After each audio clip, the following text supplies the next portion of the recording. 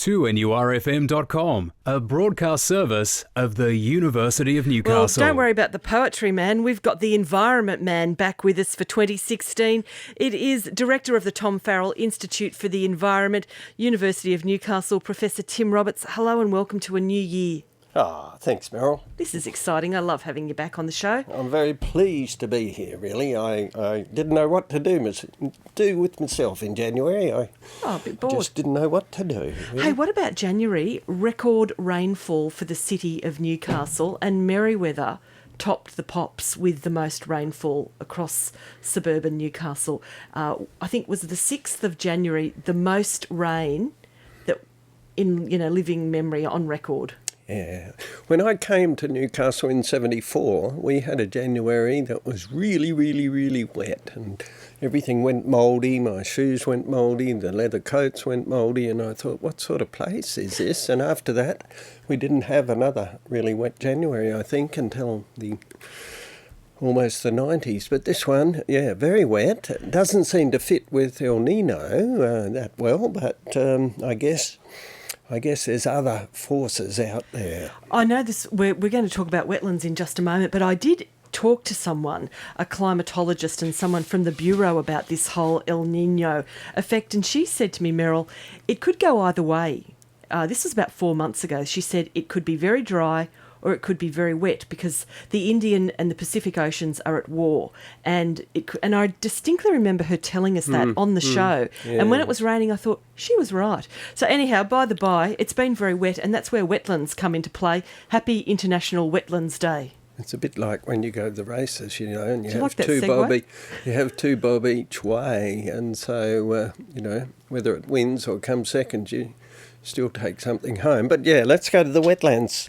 So it's the World Wetland Day today, which started off in about 1971 and has been celebrated ever since. And it's really, really relevant to us because we've got one of the biggest wetlands that there are around the place. And now that we've opened those floodgates in Ironbark Creek, the tidal water's coming in, going out, coming in, and all the little spat are coming in, and the larvae are growing, and so it's turning into a really, really important food bowl for us as the mangroves regrow, and just these wetlands are fantastic. So it's a good idea to celebrate them. And we're talking about shortland wetlands predominantly, aren't we? Is that the Hexham ones, yeah. Yep. So Ironbark Creek comes in, it runs all the way right across the wetlands and then up into Wallsend and up into Katara and so on. But this is low-lying area that's intertidal area to some extent, and so it's incredibly important for the nursery for new animals, so that the prawns and the fish and so on are really, really important. And you can see it all if you go out to the Hunter Wetlands Centre out there at Shortland and just have a look at the wonderful things they've got. Fantastic. You can also go across, to Ash Island there and see some really interesting things in relation to mangroves and wetlands. And is that sort of the new name for mangroves, wetlands? Is that what we call them these days? Or?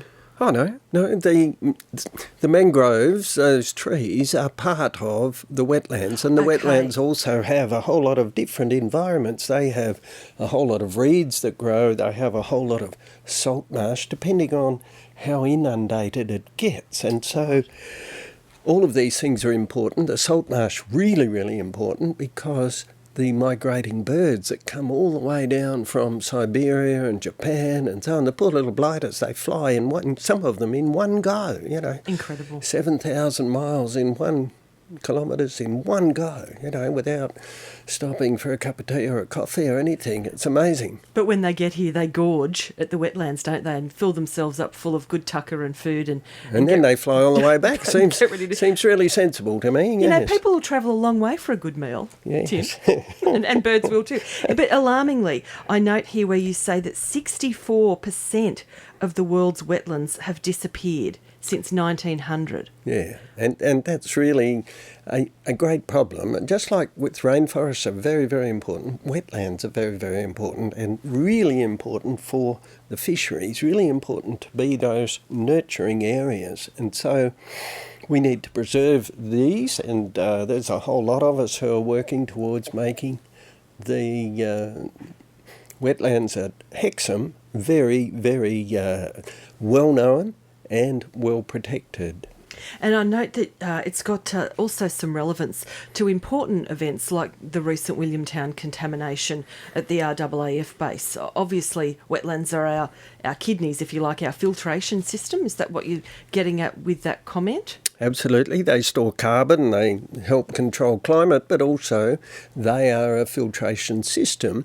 And what happens when there is a chemical contaminant released into the environment, then it gets into the food chain. So the tiny little invertebrates first of all take it up, and then of course the bigger invertebrates eat them, and then of course in this case the fish eat them, and then of course we eat the fish. So if there is a contaminant molecule, and the old story was with DDT, where we could find DDT being accumulated all the way up the food chain, yes. Up the food chain. The same with this chemical out there at coming from Williamtown, but not only Williamtown, anywhere where there's these firefighting chemicals have been used. So we have to be really mindful of just what we do to the environment. World Wetlands Day lets us focus on that particular environment, to think about the bigger picture. Wonderful. Well, and you're asking people to get involved, to volunteer and to go and see the wetlands, and also to be very proud of our Ramsar listed wetland.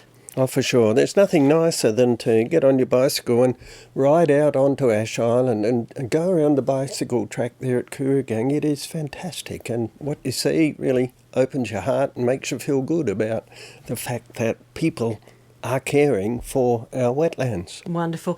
Professor Tim, we're talking about the Great Green Wall of Africa next Tuesday. I'm looking forward to it. Absolutely. You've heard of the Great Wall of China? Well, yes. In Africa, they're building one out of trees. Ooh. To keep back the Sahara Desert. Wow. Make sure you join us 11:20 next Tuesday for Professor Tim, the Director of the Tom Farrell Institute for the Environment and Us on 2NUR FM.